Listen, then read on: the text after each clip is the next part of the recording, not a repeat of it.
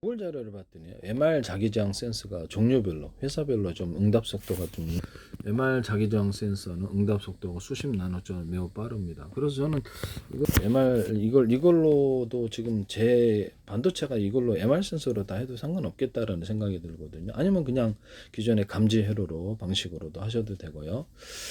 막 제 방식은 결국 뭐 구리다 그러면 금속은 다 되는데 구리에다가 구리 알갱이를 대중소에 해줘요. 그래서 인비소, 질소, 그다음에 흑연이나 탄소가루를 섞어줘요. 이것도 다 대중소로 들어가요. 현재 있는 LED 반도체는 그래서 금속이나 비금속이나 대중소로 들어가시면 제 기술이에요. 형광치에도 마찬가지다. 태양전지도 마찬가지. 배터리도 셀도 슬러리를 대중소 넣으시면 제 기술. 이것이 서로 차이를 부르면서 왔다 갔다 이렇게 돌아가면서 움직인다는 게 제 이론이고요. 여기다 연고 자석을 놔가지고 자철석도 되는데 이렇게 해가지고 이렇게 반응을 두면 그 연고자석도 대중소 놓고요. 그래서 왔다 갔다 하면서 전기를 자체적으로 이렇게 전기장이 자기장을 자극해서 전기를 생성해서 계속 전기가 있게 하는 방식인데요.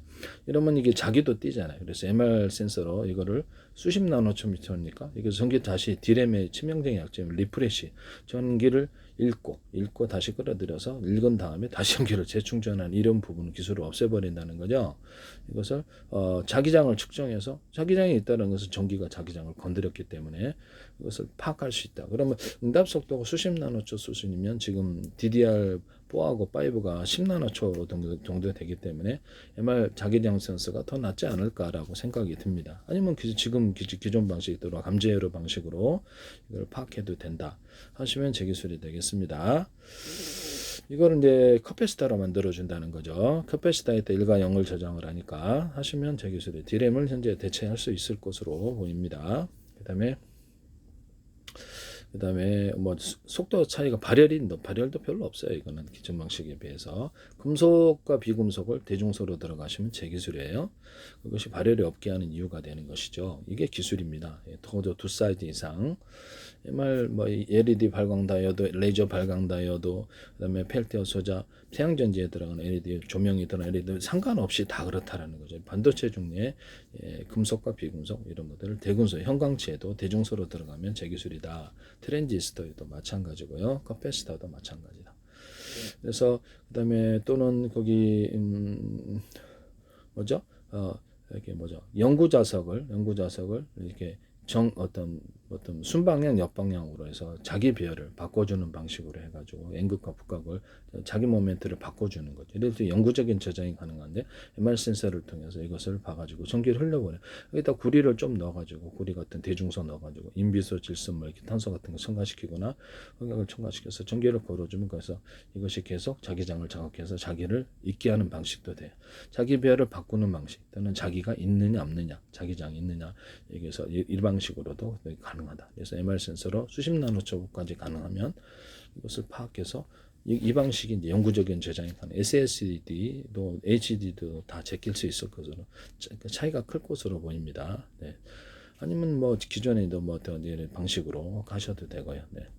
트랜지스터나 카패시터를 대중소로 만들어 가지고 일십, 백, 천만, 십만, 백만, 0, 1, 2, 3, 4, 5, 6, 7, 8, 90 하실 수도 있고 이런 알갱이들 연구자석 그다음 아니면 아까 구리 알갱이였다 이렇게 해가지고 연구자석은 이제 구리 알갱이가 주되고 구리 알갱이 대주소 구리 아니더라도 돼. 그다음 뭐 알루미늄, 철, 뭐 아연, 망간, 뭐 다 돼요. 다 됩니다. 리튬도 되고 배터리로 들어갈 때는 리튬도 대중소 들어 이온도 이렇게 이런 식으로 들어가죠. 거기다 인비소, 질소 전자를 많이 생성하기 위해서 그러는 거죠. 흑연, 탄소 넣어주고 연구자석 넣어주고 이렇게 배터리로 만들어줄 수도 있고 그래요. 흑연에다가 넣어줄 수도 있고 흑연층을 여러 개, 수십 개, 수백 개 해서 흑연 능곡제 하나로도 가능하다 말씀을 드렸는데요. 그래서 금속 가루는 다 돼요. 리튬만 되는 게 아니라 구리도 되고 알루미늄도 되고 여러 가지 금속을 섞어도 되나 다만 발열이 좀 있을 것이다. 상관이 없다면 여러 가지 금속을 섞어도 상관없다. 그래서 뭐 철가루도 되고 네. 순방 자철석으로 이렇게 대중소 넣어가지고 전기를 걸어주면 전기 그 철이니까 전기가 전도되잖아요. 그럼 자철석에서 대중소 넣으면 이것이 서로 간의 전도의 차이, 서로 간의 이렇게 전자의 차이가 일어나가지고 이것을 전기가 걸린다는 것. 거기다 구리 분말을 좀 넣어줄 수도 있어요. 구리나 알루미늄 통하는 놈 다 돼요. 니켈도 되고 대중소 내주고 이온도 대중소 넣어주고 그다음에 인비소, 질소, 흑연, 탄소를 이렇게 섞어줘 갖고 같이 연구자 자철석에 반응하도록 나서 이게 전기가 계속 생산되게 전류를 딱 걸어주고 이렇게 빼고 이런 동작을 계속 반복해서 전류를 넌전기보다 그래서 어떻게 많은 전기를 생산하고 외부를 통해 생산할 수 있습니다. 태양전지에다가 페인팅식으로도 해도 되고 페인팅식으로 해가지고 비닐 같은 거 저렴 구조를 해가지고 뭐 플라스틱 고무 상관없이 발라가고 페인팅식으로도 전기를 만들 수 있다. 뭐 저철석만 되는 것이 아니고 자철석 일단 싸니까 이런 것도 가능하다는 거죠. 물에다 넣어가지고 물 전기분 해가지고 자철석들을 대중소 넣어주고 또 구리 알갱이나 뭐 알루미늄 알갱이들 이렇게 기타 다른 금속들 넣어주고 전기를 걸어가지고 그래서 대중소 넣어줘야 돼. 그래서 전기가 걸리면 전기분해법으로 인해서 전기도 생산하고 수소도 생산합니다. 전기분해법, 열분해법. 서로 파형되는 마이크로 외부차, 적외선파, 서로 파형되는 여러 가지 파형을 회전 방식으로 돌려서 안테나를 이렇게 만드시면 제 기술입니다.